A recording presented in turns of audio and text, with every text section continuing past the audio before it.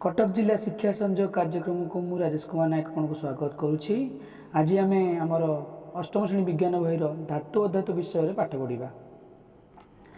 धातु अधातु विषय आम मु गोटे माइंड मैप बनई जो थी कि आम जापर जे यही धातु अधातु विषय भितर में कौन अच्छी। प्रथम है पदार्थ। पदार्थ को आम धातु अधातु उपधातु भाव विभक्तिकरण करछे। तो एठारे आम धातु आ अधातु मध्य जो तार भौतिक धर्म और रासायनिक धर्मर सामंजस्य व पार्थक्य सेटा को आम देखा। तो ये भौतिक धर्म विषय धातुर औज्ज्वल्यता नमनीयता से सुपरिवाही कि कुपरिवाही कि तन्यता धातुर मध्य सेहीपरि औज्ज्वल्यता नमनीयता और सुपरिवाही कि कुपरिवाही कि तन्यता से संपर्क में पाठ पढ़ा।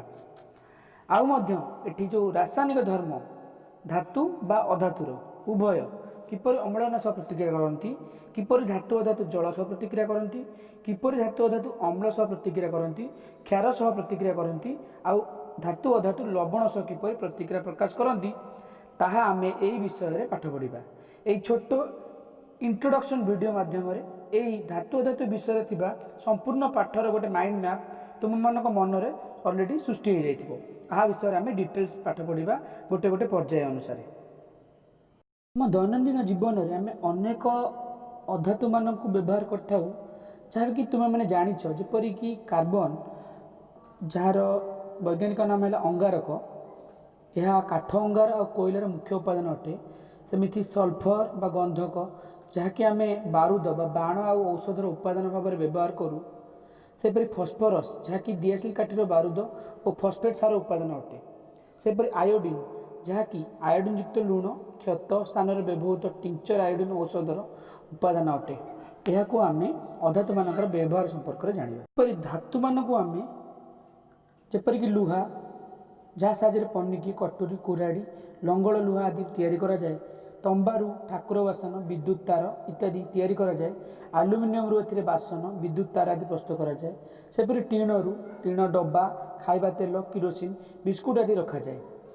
एहीपरि भाव में आम धातु आ अधातु को विभिन्न दैनिक व्यवहार्य सामग्री प्रस्तुति में व्यवहार करथाउ। मात्र तार धर्म विषय बा भौतिक धर्म संपर्क में आम पढ़ा। यह अध्याय धातु और अधातु गुड़िकर धर्म और उपयोगिता संबंध में आम आलोचना कर। आधुनिक विज्ञान में मौलिक गुड़िक मुख्यतः धातु अधातु श्रेणीभुक्त आउ केतेक मौलिक उभय धातु अधातु धर्म प्रदर्शन करते सेगुड़ी उपधातु कहुए। अद्यावधि जिते मौलिक गुड़िक आविष्कृत होती केतेक वायुमंडल केतेक बारिमंडल अधिक संख्यक अश्ममंडल देखा जाती। आउ ए सबू प्रकृति में उपलब्ध होगुड़ी प्राकृतिक मौलिक कहुए।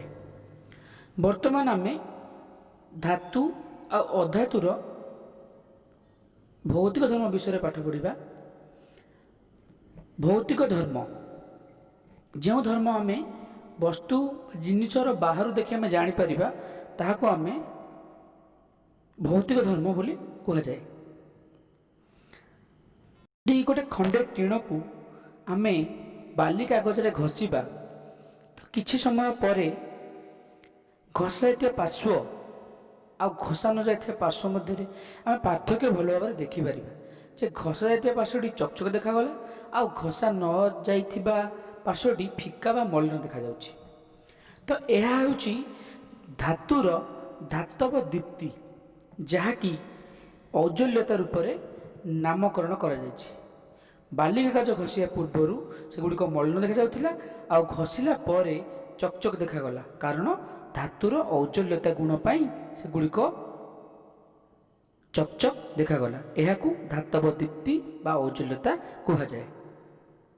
परीक्षा माध्यम धातुर ताप परिवहन क्षमता किपरि थाए यह परिवहन करें कि नहीं आम देखा। ये गोटे कैंडल गोटे स्टैंड आउ गोटे तंबा तार जार एक पार्श्व किछि महम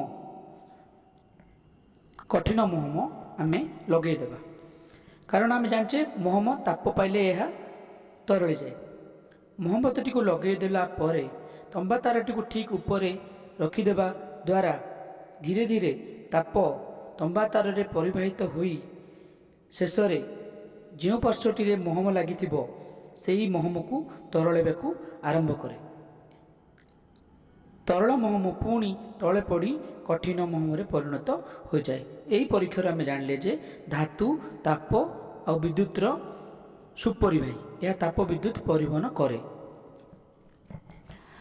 ଏବେ ଆମେ ଧାତୁର ନମନୀୟତା ଆଉ ତନ୍ୟତା ଗୁଣ ବିଷୟରେ ପଢ଼ିବା। ଗୋଟିଏ କାଚ ଗ୍ଲାସଟିକୁ ଯେତେବେଳେ ଆମେ ତଳେ ପକାଇ ଦେଉ ସେତେବେଳେ ଏହା ସଙ୍ଗେ ସଙ୍ଗେ ଭାଙ୍ଗିଯାଏ। ମାତ୍ର ଗୋଟିଏ ଷ୍ଟିଲ୍ ଗ୍ଲାସକୁ ତଳେ ପକାଇଲେ ଏହାର କୌଣସି କ୍ଷତି ହୋଇନଥାଏ। ଏହା ବେଳେବେଳେ ତା'ର ଆକୃତି ପରିବର୍ତ୍ତନ କରିଥାଏ, ଚେପା ହୋଇଯାଇଥାଏ। ଏହା କାହିଁକି ହୋଇଥାଏ? କାଚ ଗ୍ଲାସ ଓ ଷ୍ଟିଲ୍ ଗ୍ଲାସ ମଧ୍ୟରେ ପାର୍ଥକ୍ୟ କ'ଣ? ନା, ଧାତୁର ଏକ ବିଶେଷ ଗୁଣ ଅଛି ଯାହାକି କୁହାଯାଏ ନମନୀୟତା। ଧାତୁ ହେଉଛି ନମନୀୟ ଆଉ ତା'ର ତନ୍ୟତା ଗୁଣ ଅଛି। ତ ଏଇ ନମନୀୟତା ଆଉ ତନ୍ୟତା ଗୁଣ କ'ଣ? ନା, ଧାତୁକୁ ବାଡ଼େଇଲେ ତାହା ଚେପା ହୋଇଯାଏ, ନମନୀୟ ହୋଇପାରେ। ଏଥିରୁ ଆମେ ତାର ପ୍ରସ୍ତୁତ କରିପାରୁ, ଯାହାକୁ କି ତାର ତନ୍ୟତା ଗୁଣ ନାମରେ ଅଭିହିତ କରାଯାଇଛି। ଧାତୁ ଧାତବ ଶବ୍ଦ ସୃଷ୍ଟି କରେ, ସୋନରସ୍ ସାଉଣ୍ଡ ସୃଷ୍ଟି କରେ, ଯାହା ଆମେ ବିଦ୍ୟାଳୟର ଘଣ୍ଟା ବା ଘଣ୍ଟିର ଶବ୍ଦରୁ ଆମେ ବିବେଚନା କରିଥାଉ। ଆଉ ମଧ୍ୟ ଧାତୁ ଗୁଡ଼ିକ ବିଶେଷ ଟାଣ ହୋଇଥିବାରୁ ଏଥିରେ ଅନେକ ପଦାର୍ଥ ଆମେ ପ୍ରସ୍ତୁତ କରିଥାଉ, ଯେପରିକି ବିଦ୍ୟୁତ ତାର, ଆସବାବପତ୍ର, କାରଣ ଏହା ଦୀର୍ଘସ୍ଥାୟୀ ହୋଇଥାଏ। ଥ୍ୟାଙ୍କ ୟୁ, ସମସ୍ତଙ୍କୁ ଧନ୍ୟବାଦ। ଏହାର ପରବର୍ତ୍ତୀ ଭିଡ଼ିଓରେ ଆମେ ଅଧାତୁର ଭୌତିକ ଧର୍ମ ଆଉ ଧାତୁ ଆଉ ଅଧାତୁର ରାସାୟନିକ ଧର୍ମ ସମ୍ବନ୍ଧରେ ପାଠ ପଢ଼ିବା। ସମସ୍ତଙ୍କୁ ଧନ୍ୟବାଦ।